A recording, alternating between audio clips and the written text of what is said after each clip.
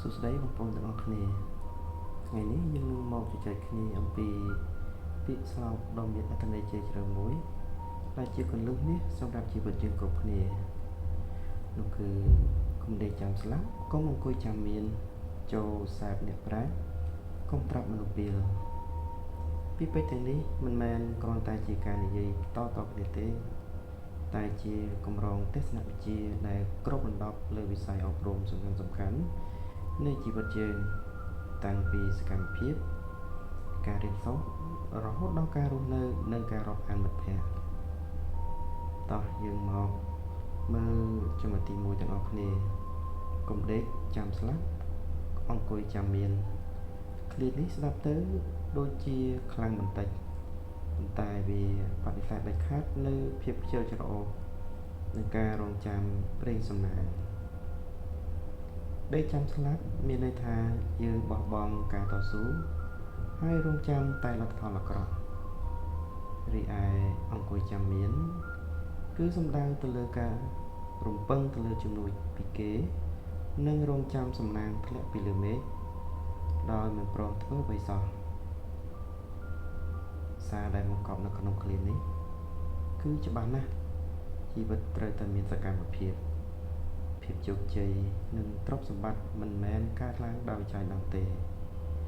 តែវាកើតចេញពីការខិតខំប្រឹងប្រែងការបដិបត្តិនិងការធ្វើសកម្មភាពជាក់ស្ដែងចូលមកដល់ទស្សនវិជ្ជាទី2គឺការសិក្សានិងការលូតលាស់តខ្លួនដែលបង្កប់នៅក្នុងឃ្លាថាខ្មាស់ល្ងងទើបចេះខ្មាស់ក្រទើបមាននេះជាការប្រើប្រាស់ភាពអៀនខ្មាស់ជាកម្លាំងចលករដ៏វិជ្ជមានបើដឹងខ្លួនថាល្ងងត្រូវខ្មាស់ហើយប្រឹងរៀនទើបចេះបើដឹងថាខ្លួនក្រត្រូវខ្មាស់ហើយត្រូវប្រឹងរកស៊ីទើបមានបានកុំយកភាពល្ងងនិងភាពក្រមកធ្វើជាលេសដើម្បីបន្តរស់នៅដដែលមោទនភាពដែលគ្មានមូលដ្ឋានត្រូវคล้ายជាឆន្ទៈដ៏មុតមមដើម្បីផ្លាស់ប្ដូរស្ថានភាពខ្លួនឲ្យបានល្អប្រសើរជាងមុននៅក្នុងន័យស្រដៀងគ្នានេះតែ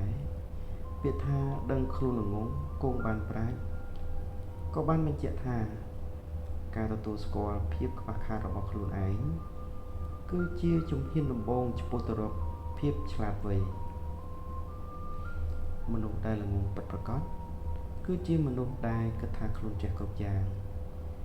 ហើយបិទទ្វារមិនព្រមរៀនសូត្រអ្វីបន្ថែមទៀតនោះទេដូច្នេះហើយចូលយើងមានចិត្តបើកឲ្យទូលំទូលាយពីព្រោះការរៀនសូត្រគឺគ្មានទីបញ្ចប់ទេឥឡូវនេះយើងមកដល់ទស្សនវិជ្ជាទី3ដែលនិយាយពីគុណតម្លៃនៃជីវិតតាមរយៈពាក្យស្លោកដ៏មានថាមពលកុំរស់មុនសំទុះកុំស្លាប់មុនរស់ហើយរស់សឹមស្លាប់តើស្លាប់មុនរស់មានន័យយ៉ាងដូចម្ដេចគឺសំដៅដល់ការរស់នៅដោយឥតន័យគ្មានគោលដៅគ្មានការតស៊ូគ្មានស្នាដៃអ្វីទាំងអស់ប្រៀបដូចជាមនុស្សដែលស្លាប់បាត់ទៅហើយទាំងនៅមានជីវិតផ្ទុយមកវិញរស់ហើយសឹមស្លាប់គឺជាការជំរុញឲ្យយើងរស់នៅប្រកបដោយគុណតម្លៃបង្កើតស្នាដៃនិងបន្សល់ទុកកិត្តិយសល្អសម្រាប់ខ្លួនឯងនិងសង្គមពេលនោះទោះបីជាយើងត្រូវលាចាកលោកនេះទៅក៏យើងទៅដោយភាពស្ងប់ស្ងាត់ដូច្នេះយើងហ៊ានរស់ហ៊ានតស៊ូនិងហ៊ានធ្វើអ្វីដែលមានន័យចំណុចចុងក្រោយប៉ុន្តែសំខាន់បំផុតគឺការជ្រើសរើសមិត្តភ័ក្តិដែលសង្ខេបក្នុងឃ្លាថាចូលសេពអ្នកប្រាជ្ញកុំប្រាប់មនុស្សពាលសេពគឺជាការគប់គិតការរាប់អាននិងការនៅក្បែរអ្នកប្រាជ្ញគឺជាមនុស្សចេះដឹងមានសីលធម៌ល្អហើយអាចនាំយើងទៅរកភាពរីកចម្រើនរីឯត្រាប់មនុស្សពាល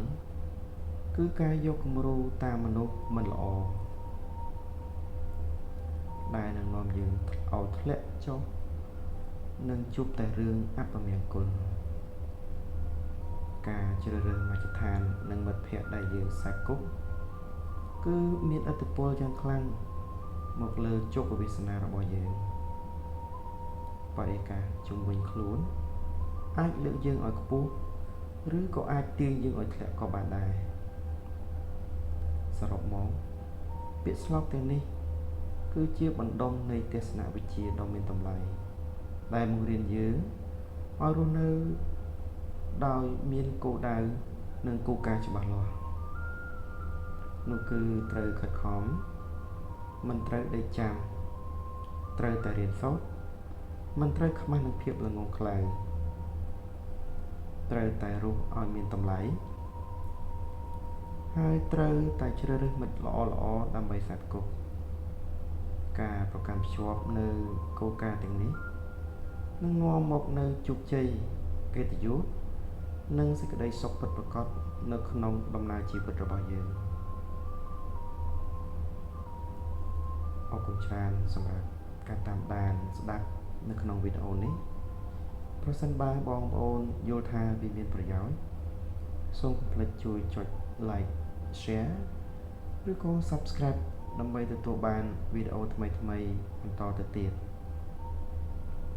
សូមអរគុណ